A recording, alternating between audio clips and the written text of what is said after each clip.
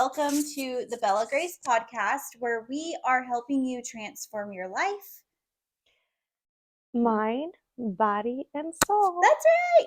All right. So whether you are struggling to find balance, using unhealthy behaviors or substances to cope, or you just want to unlock the root cause of what's holding you back from living your best life, Bella Grace Coaching and Podcast can help you transform your life, body, and soul. Yes, that's right.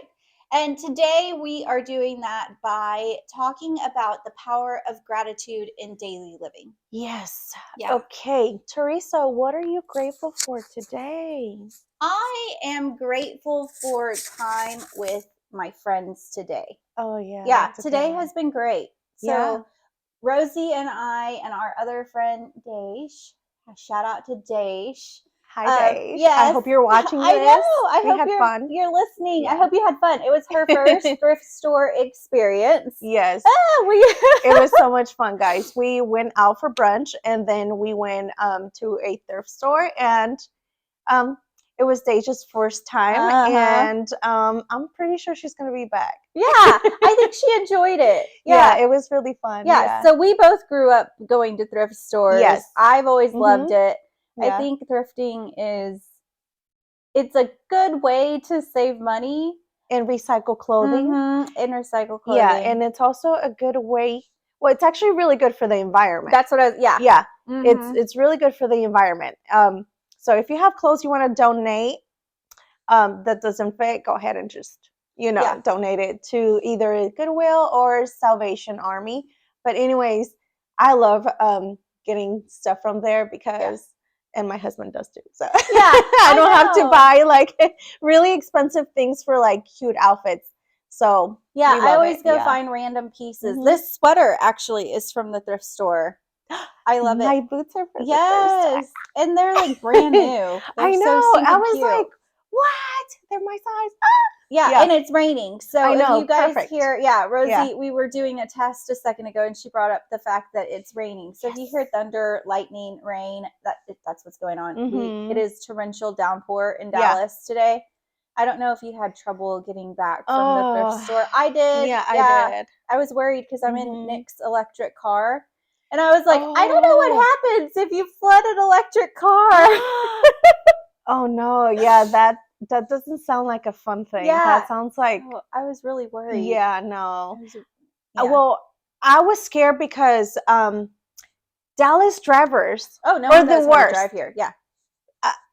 No. I don't know. I mean, I grew up in Chicago, and traffic over there and drivers over there are crazy. But Dallas, y'all are some crazy people. Yeah, we don't know how to drive. Yeah, no, not at all.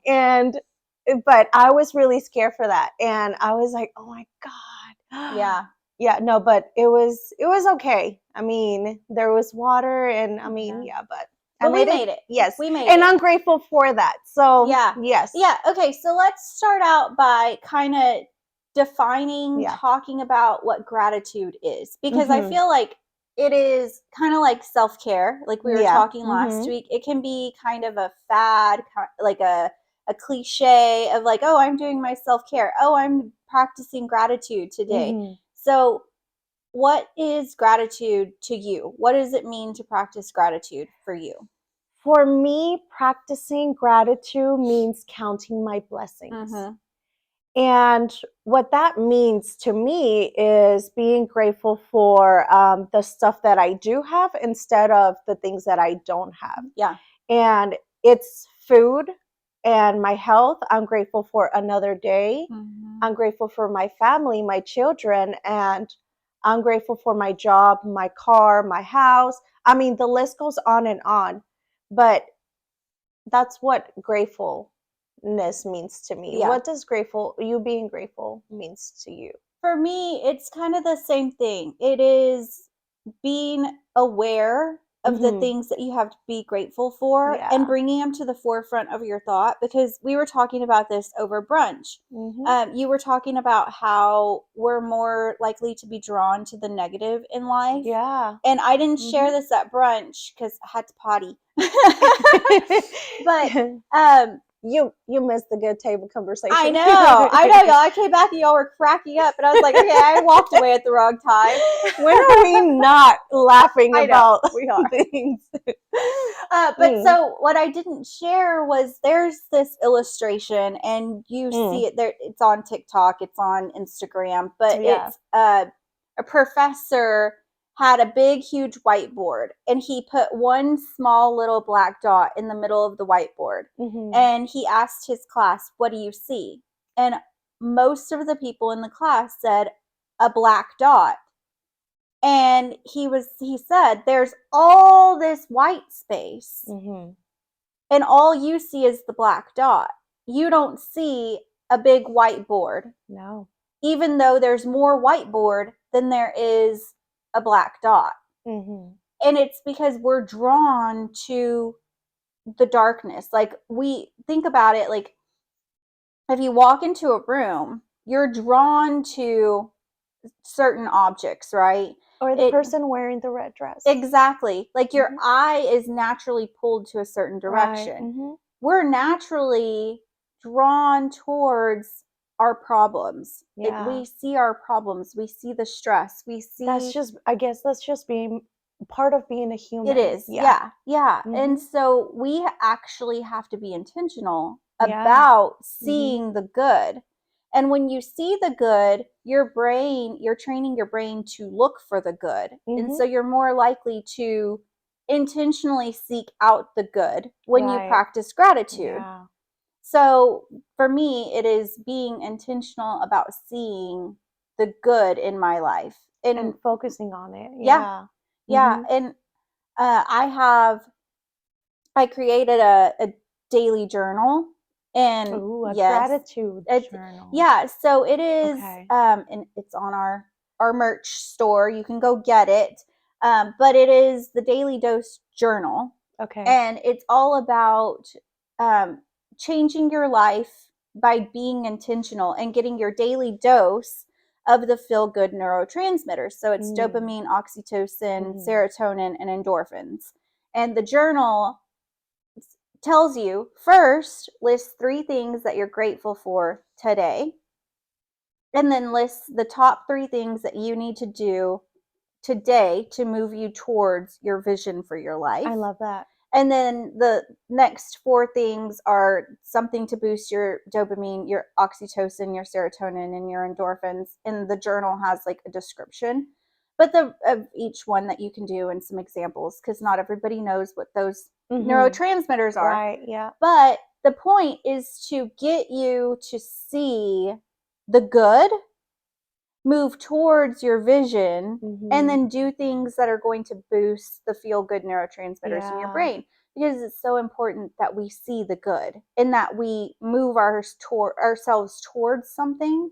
Right. Otherwise, we get stuck. And we get sad, we get depressed, we get anxious because we feel out of control. Yeah, especially with this weather outside. So it's a little chilly, and it's also cloudy, and it's been raining on and off, and it's just, it's crazy, guys. But I actually have a gratitude journal too that Daesh gave me. Oh, really? Yeah, she did. Speaking of Daesh. I know. We're going to have to tell her, you're all over this episode. You need to listen to this. Yes. So she gave me this journal like before I had surgery, like 8 months ago or whatever. Because she knew I was going to be stuck at home, and I wasn't going to be going out a lot, and I was going to be in recovery. So I guess she figured I needed something to do, and that was great because I actually did use it. I should have brought it with me. I would have loved to see what I wrote, but yeah, it was just like, okay, for those days when you're like having, a rough day, or you're just, you woke up and you're like on the wrong side. I guess you woke up on the wrong side of bed, and you're like, oh, today's not my day. I spilled coffee on myself, or I have a list of things that I have to get done, or it's just I've been struggling with this for the last couple of days. But when you focus on the good things in your life, I feel like it shifts things in your brain, in your mood, in your life, because you're shining the light on the good things instead of the bad things. And I think it's important because when, like like I said, when you're going through something, if you're only focusing on the bad, it can lead to depression. It can lead to so many things. It can lead to stress. It can, yeah. I know in church, like, they encourage you, if you're going through something, pray for other people who are going through that. Yeah. Like, if you're sick, pray for the sick. If you're going through financial troubles, pray for someone who is going through financial troubles, because it takes the focus off of you. Yeah. And it gets you out of your own head. And it's the same thing with gratitude. Like, if you stop focusing on, I could be ungrateful. I could say, I wish my house was bigger. I don't. Side note, I don't. I love my house. That's a lot of cleaning you're gonna have to do. My house is the size that it is on purpose.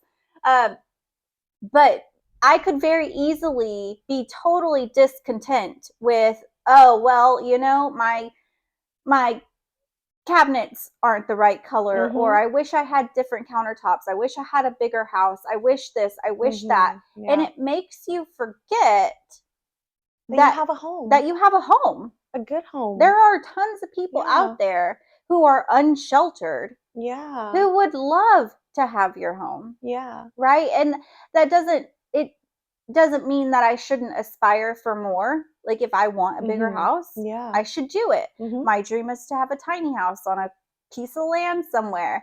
I want to downsize. You want a tiny home where it's just you and your cat. Well, yeah, me and my husband and the cat and the dog, because every time my child gets an animal, it ends up being mine. So it ends up being our responsibility to take care of them. I know how that goes. Yeah. I had many pets. But I'm not saying that you shouldn't aspire for more. Yeah. But you do need to be grateful for what you have, because it's a slippery slope of, like, let's take your car, for example. And I know your car. We've had conversations about it. But it could be very easy to be like, this car is a piece of crap. I hate it. Like, whatever. And you stop taking care of it because it doesn't matter. You don't want it. You have resentment towards it. And so you stop paying attention to it. Yeah. And then before you know it, like, the tires have gone bald, and then you have a blowout on the side of the road, all because you had this resentment towards your car. But let's put that into perspective of yourself. Like, if you don't show yourself gratitude, and you're like, I'm too fat, I'm too whatever, like, I wish I had longer hair. Power, guys. Yeah, my hair is too thin, I'm just horrible, like, all these things, and you start neglecting yourself. Yeah. But if you instead change the narrative to, I am grateful that my body is still able to move. Yes. And then that tells your brain, oh, she likes that her body can move. Let's move the body. Yeah. And then your brain starts triggering you, sending you little subtle cues to move your body. Wow. So it is hardwired in your brain to make your thoughts a reality. Like, whatever you say, your brain starts to try to make it true. So if you tell yourself, I'm grateful for the fact that I can see. Yeah. Or I'm grateful for my health, then your body is more inclined, your mind is more inclined to start to move you in that direction. Yeah. So I was saying that gratitude went a long way in a season of my life, or should I say our lives? Yeah. When my husband and we were struggling, and I mean struggling financially. And instead of me focusing on what we didn't have, I was counting my blessings. I was focusing on what I do have. Yeah. Like, whether it was just rice and beans and maybe some cheese and some tortillas to make quesadillas for me and the kids or whatever. Yeah. It was something that it's so simple, but yet I was grateful that we had that, because at least we had food. Yeah. And I was like, well, we have running water, we have electricity, we have a home, we have a car that works. My husband has a job, we are healthy. Yeah. And those are things that I was like, we are rich. Right. And every time I look back, I was like, man, when we really think about how we lived, we're like, wow, that was a very harsh season. But you know what? It doesn't feel like it because I was always counting my blessings. Yeah. I was always focused on the good instead of the bad. We were together. Our life was very simple, and yet it's still very simple. Yeah. But because we were so grateful for that, and we practice the law of gratitude. Yeah. When now that we have things that we prayed for, we are really grateful that we have those things, and we're like, God, you answer my prayers, and I'm grateful for that, because we have come a long way from where we used to be. Yep. And although that was a very hard season, like, it taught us a lot. Yeah. And I'm grateful for that, because we're not where we used to be, and we're more grateful now where we are. Yeah. Yeah, for sure. And that's what I was going to say. You practice the law of gratitude, the practice of gratitude when you didn't have much. And now that you have more, like, I'm more grateful you're for more it, and grateful. I appreciate it more. Yeah. And if you keep doing that, it just continues that cycle of like constantly being able to be grateful for where you are, no matter where that is. Yeah. And if something, God forbid, happened and y'all went back to struggling financially, guess what? You know you can handle it. Yeah. And you know it can be great because you've been there and you saw the good in it, and you know that it will be okay. Yeah, and I think it's something also that I went through when I as a child, where my mom, I grew up in a single mom environment. So my mom taught me to make the best of everything I had. Yeah. So now with everything, I always find a solution, and I'm also making the best of everything I have. And that's something that I'm also trying to teach to my kids, like, hey, well, focus on the good. Focus on what you do have, what you don't have, because having more doesn't necessarily make you happier. No. And so if you're grateful for what you have, you open the door to more blessings, to you being more grateful for the stuff that can come to you. Yeah. Yeah. Exactly. There's a lot of things that we can be grateful for here in America. Yeah. Yeah. If you live in America, you are more privileged than a huge percentage of the world. Like, yeah. I mean, I think one of the things that we could be grateful for is, I guess, for example, a job, because you may not like your coworkers because you can't pick them. But they're like you family. could be grateful that you have a job, because when you have a job, you're able to provide for your family. You're able to pay your bills. You're able to, buy yourself some nice little things here and there and treat yourself. But I think that's one thing people can be grateful for. Yeah, and it is easy to kind of fall into that, I hate my job.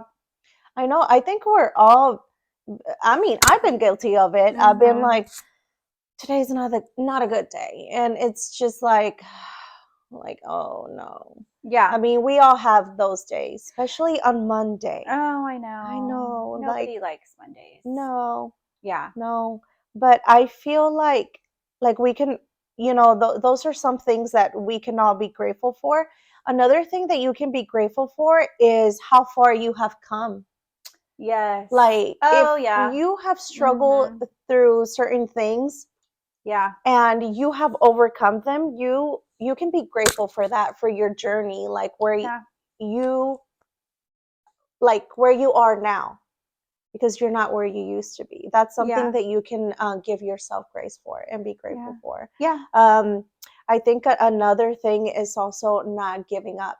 Not giving up, because it's so easy to give up, but when you keep on working and doing the job and just doing it, even if you don't feel like it, that's something that you can be grateful for. And give yourself grace for that as well. Yeah, and I think, like, there's all kinds of ways that you can practice gratitude, right? There's gratitude journals, there's I have a friend that puts Post-it notes on her mirror for the things that she's grateful for.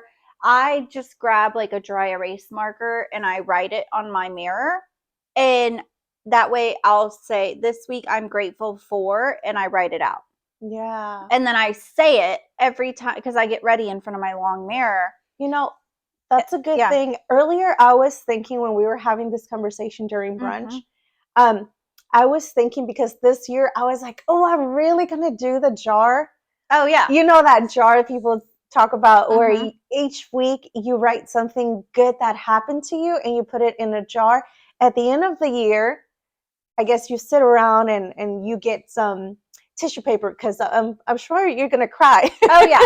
When you open all the little tiny notes and you say, okay, January 1st, the first week, this is the good thing that happened to me. And you're going to be like, oh, and then you're going to have like maybe 1,000 things that you were grateful for. Instead of you focusing on the bad, you were focusing on the good. And then you're going to realize, oh my God, all these good things happened to me throughout the year. And I was supposed to do that, but I didn't. I don't know if I did. I don't know where the jar is, and I don't know what I wrote. So yeah. Well, and it's a good idea too. So kind of like we were talking about like the gratitude journal. Yeah. But with my clients, I make them keep track of. So I don't make them, I tell them, I suggest it, whatever. But I ask them to make a reverse to-do list. Oh. So because to-do lists aren't everybody's thing, but I do tell them, after you do something, write it down. Get a journal, get a notebook, get a Post-it note. I don't care where you do it, but this week I want you to keep track of everything that you do that moves you towards your goal. Because with my coaching clients, every week we set a goal, right? Like we have one thing that you're working towards this week that's going to move you towards your big goal. Yeah. And so and then that's kind of broken down into, okay, here's your goal for this week. What are the steps that you need to do this week to get it done? And every time they do one of those things or do something that moves them towards their goal, I tell them to write it down. Because when we meet again the next week and I say, okay, how did the week go? Did you get XYZ accomplished? And they're like, no. And then they say no, and because of that, like I got totally off track. And if they were trying to work towards losing 2 pounds, they say, no, I didn't lose 2 pounds because on Monday I ate a cheeseburger. So then the rest of the week I ate milkshakes and French fries and did all the bad things. And I'm like, okay, well, what went right? And they can't remember. And I think it happens to all of us because if you ask me, I would just be like, I have to think really hard. And it's hard to remember what you did right. Right. When you have a busy life and you're a mom, or you're just on survival mode, autopilot, and you're just constantly going where you can't. I mean, you don't know what you had for breakfast. You don't know what you had for lunch. Yeah. And so being intentional, I think that's the key, is being intentional. Because when we get on autopilot, we don't pay attention to the good things. We don't pay attention we only remember when shit hit the fan. It's crazy, we do. Why do we focus on the negative? Why? So it's practicing gratitude in daily life takes effort. It's not easy. And I was like you. I was like, okay, I'm going to do daily gratitude. I'm going to do my own daily journal, because I created the daily journal, and yet I don't do it every day. I have it memorized. Like I know the things that are in it. And so I try to do them, but I don't actually like write it down. But the one that always slips through the cracks is the gratitude part. Yeah, and I do that daily, but I pray. Yeah. So whether it's you meditating or praying or journaling, I pray. Okay. So each morning.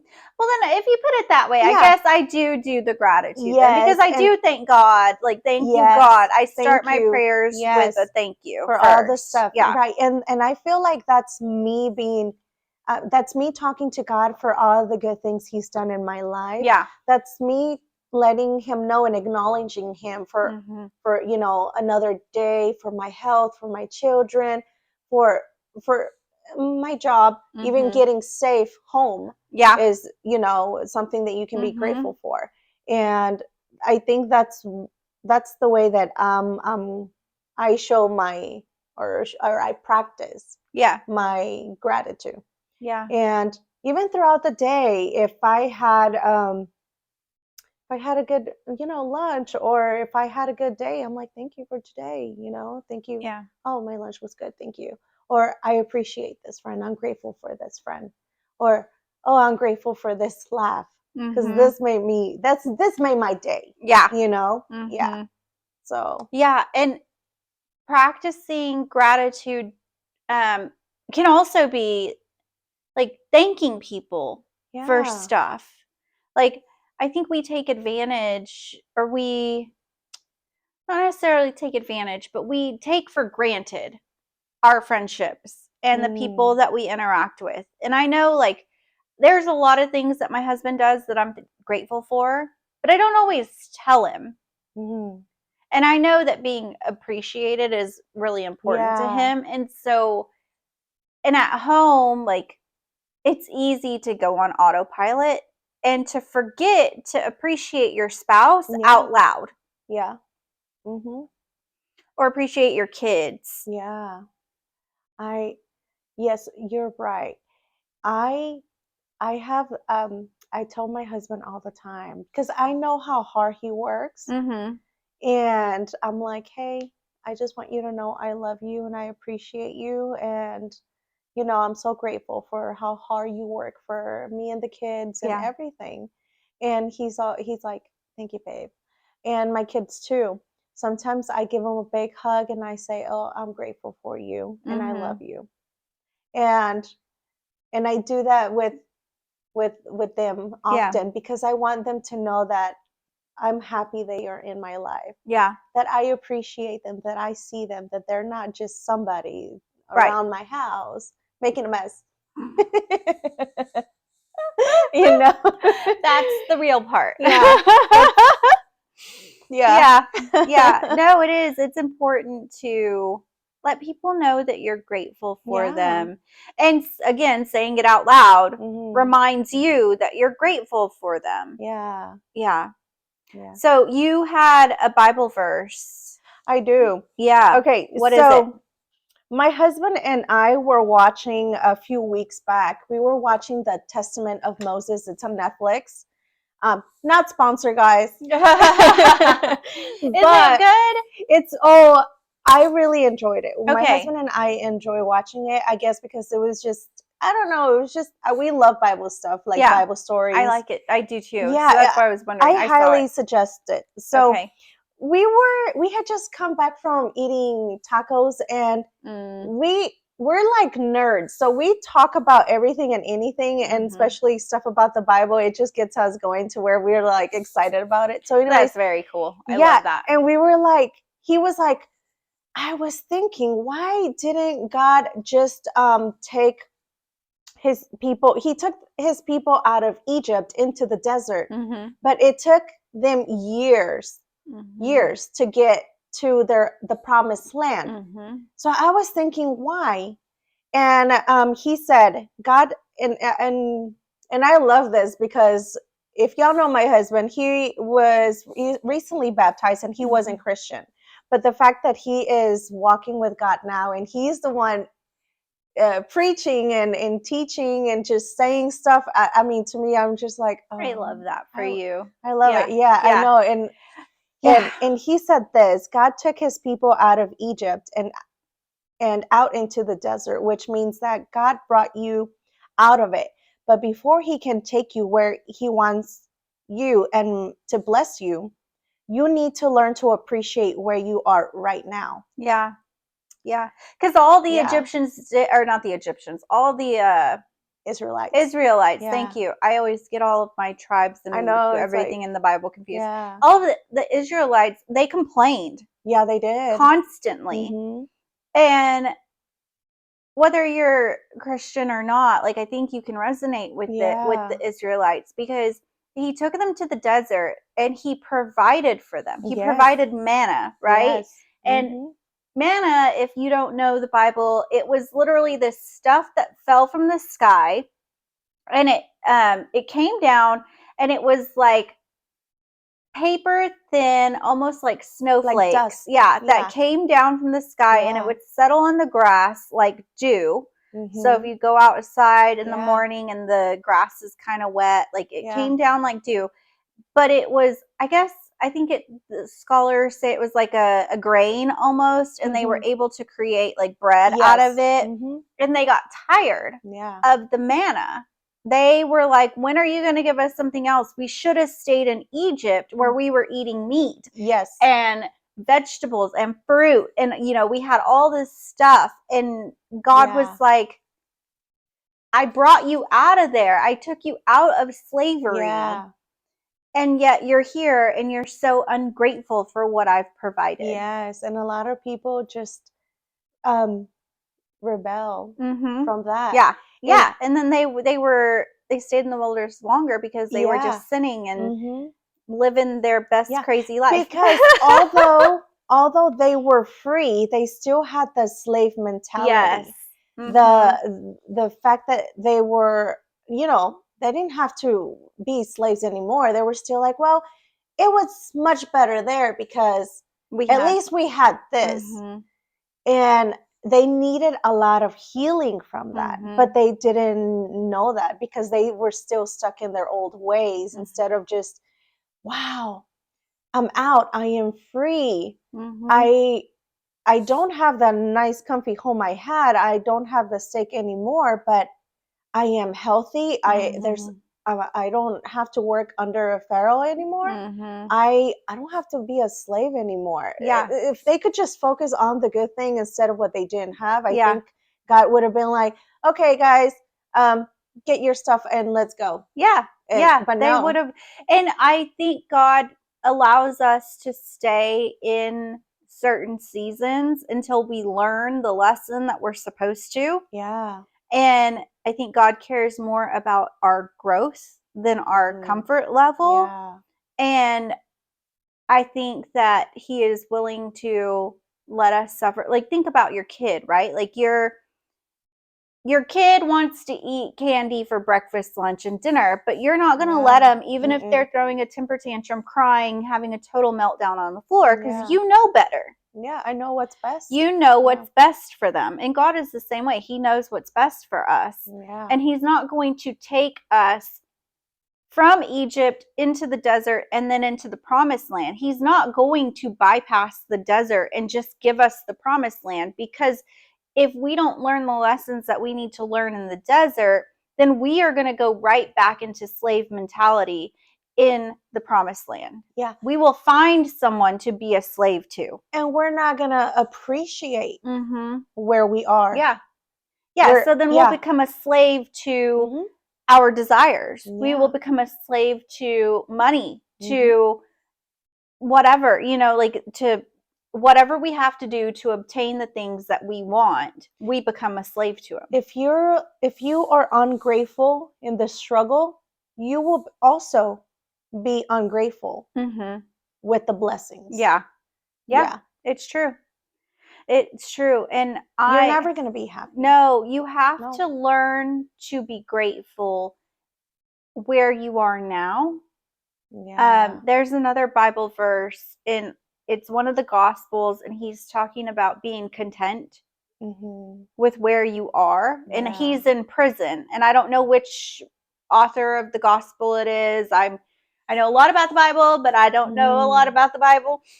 We're learning, guys. Yeah. We're learning. But it's one of the Gospels, and he's talking about, I've learned to be content with what I have.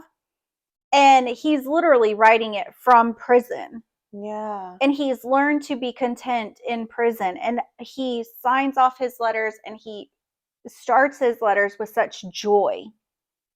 I'm trying to think who it is, because there's Paul. Is it? I don't know. There's been a couple of prophets and people that God used that have come out of jail or been in jail. Oh yeah. That's why I'm like, okay, I know that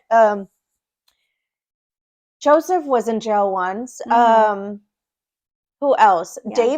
Daniel was in jail Daniel once. was in jail with the lions. Yes. Daniel so there's been a couple, there's been a couple of prophets that God used. And in the New Testament, it was the apostles, which is what I'm talking about. It was one of the apostles. I'm not sure. I'm thinking it's Paul. I'm thinking it's him, but I'm not too sure. So I don't. Hey, we're not. Look it up, guys. Do your homework. Yeah, we're not as Bible savvy as Arthur and his friend. I'm sorry, I'm blanking on his name, but our friend Arthur has a podcast called Outside the Church Walls. Okay. And they are like on it. They have their Bible and they talk about the Bible verses, and I'm like, I'm not there yet, but. So shout out to Arthur. I did not bring my Bible, guys, or else I would be just but shout out to Arthur and Beyond the Church Walls, or Outside the Church Walls. I'm sorry, Arthur, I'm totally botching it, but that's a really good podcast. They talk about being your authentic self inside and outside of church, and being, being true to yourself and being true to who God says you are. Great podcast. But anyway, so I think like what you said, if you're ungrateful now, you're going to be ungrateful. You can't say, I'll be grateful when I have blah, blah, blah. Yeah. I'll be grateful when this happens. I'll be grateful when I have a boyfriend. I'll be grateful when I have a bigger house. I'll be grateful when I'm a wife. When I'm skinny. Yeah. I'll be grateful when, I get my dream job or my car. I'll be grateful when, I'm definitely going to be grateful when I go on vacation. Yeah. Or, but I mean, you have to be grateful every single day. Yeah. And there is something to be grateful for. There is. Just the fact that you're alive, it's a gift. It's you being grateful. I mean, life is beautiful, guys. It's not always rainbows. It's raining outside. Yeah. But it's still a really good day. We made a really good day out of a rainy day. And I'm grateful for that because, I mean, we could have been home sad. I know. Could have been, if we focus on the bad rain outside, we wouldn't have been able to enjoy the day and make the best out of what we have. Yeah. No, when you texted this morning and said, hey, are we still meeting? I wanted to say, no, I'm tired. I always had that feeling. I said, Teresa better not bail out. But I said, that's it. I'm not planning anything anymore. No, because we talked about this last week on last week's episode of how, like, if I don't force myself to get out, I will just continue to isolate. And I'm exhausted. Our cat had kittens. We were in Chicago for my brother-in-law's wedding. Like, we got back on Tuesday. We'd been gone since Thursday. We missed our flight. Not even going to go there. Oh no. We missed our flight. I'm grateful for my husband. I'm grateful for my husband. I'm grateful for my husband. I'm grateful for my husband too. But so we missed our flight. So we were supposed to get home at 1:45 on Tuesday. We ended up getting, I think it was Tuesday. I'm not sure. I don't even know what day of the week. Like, we ended up getting home at 3:45, 2 hours later. Like, my laundry is above my laundry hamper and spilling over onto the floor because we haven't done laundry from the trip. I didn't get to finish putting laundry up before the trip. Yeah. So, like, and then the cat had kittens on Thursday after our dinner. I know. Yeah. I got home from dinner and it was like 10:30 at night by the time I got here at 10. Yeah. We couldn't find the cat. So we spent like 30 minutes trying to find her. And I was like, she's somewhere and she's had her babies. And I wanted to make sure she was okay. So, and I thought maybe she had gotten out because when cats are delivering, like, they go try to find somewhere to hide to deliver. So I was afraid that she had gotten out when I left through the garage. So I was like freaking out. we finally found her at like 10:30, and she was under the bed with her little baby kittens and just like curled up in the corner, like huddled with her. She had 2 at that point with her. And then she ended up having 2 more over the next like 30 minutes. And then my daughter was freaking out, and like the cat started eating the afterbirth. Like they do that. It's just part of nature. Yeah. And my daughter was like, or the placenta sac, whatever. My daughter's like, oh my gosh. I'm like, then stop watching. Like this is what they do. Desaya is such a child. Yeah. I mean, we're moms, so we know. Yeah, I know. She's like, she's never witnessed this. Like she's never had her own kids. And I'm like, it's normal. Like humans have the doctor to like cut it out. But cats have to do it themselves. Yeah. And so by the time we went to bed Thursday night, it was like 1 in the morning. I had stuff going on Friday. We've been sleeping on the couch, my husband and I, because the cat delivered in our room, and it stinks and it's noisy because she ended up with 4 kittens, and so they're like meow meow meow meow. So we've been sleeping on the couch. So when I woke up this morning and it was pouring, I was like, oh, I could just like curl up on the couch all day. Yeah. But I needed to get out, and I needed to be around friends, and I needed to laugh. Yeah, we laughed a lot today. And I'm grateful that I know that about myself. Yeah. And I know you as a friend know me. And I know you would have been like, no, we're going. Yeah. I'm the friend that forces you guys. Yes. I'm the friend that forces and sort of like pushes. You push us out of our comfort zone. I do, because I know what that's also like.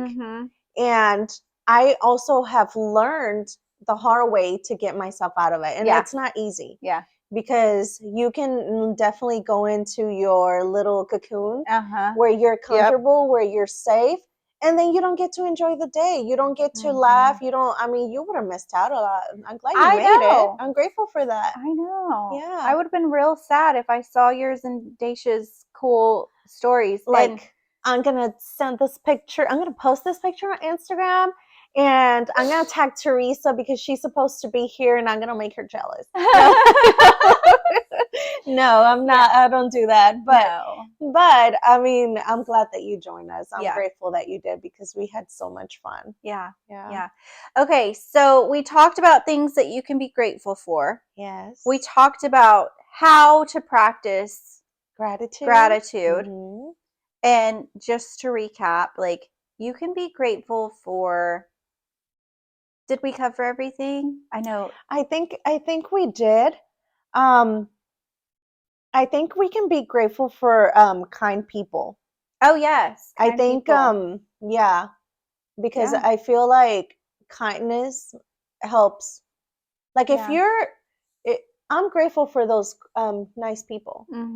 Because if I'm having a hard day, you know, those people that give you a smile. Yeah. I mean, like our cashier at the Salvation Army was grumpy. She was so grumpy. Oh no, mine kept talking, and I was not trying to have a conversation with him. Can you stop? I'm trying to get over to the podcast. I gotta go. I was just like, I mean, I'm usually, I go along with their conversations, but then he started talking about the Titanic, because I bought this little white purse that reminded me of the Titanic. Oh yeah. Or where it's so tiny and cute that I feel like it looks like antique-y. Yeah. And I feel like if someone was to get me mad, I would be like, boom, boom. No, I won't do that either. But maybe just for fun on somebody, I love, because I know they won't take it personal. But But he started talking about history and other things, and I'm usually like, I love, I'm a nerd.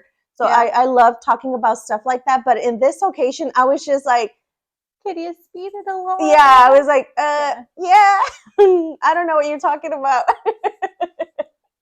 But it does make a huge difference when you smile at someone, and then, acknowledging, thank you for your smile, or even just yourself. Like, that was really great. And returning the smile. Yeah, I'm grateful for those people. For those people that have a good attitude. Because I'm sure it's not easy for them as well. And I'm sure they have their hard days as well. Oh, yeah. Especially when you work in customer service. Yeah. I mean, be grateful for those good people. Yeah, Yeah, for sure. And then you can practice gratitude by journaling, just saying it out loud to yourself, writing it on your mirror, post-it notes, prayer. Thank you for reminding me that is practicing gratitude. It is. And it's probably, if you're Christian or spiritual, it's probably the most powerful form of gratitude, because you're thanking God and you're reminding yourself too of all the good, of the blessings that you have, how good God has been to you. Yeah. So yeah, what else? I think that's it. Yeah. So just a reminder, practice gratitude. It can have a huge impact on your life.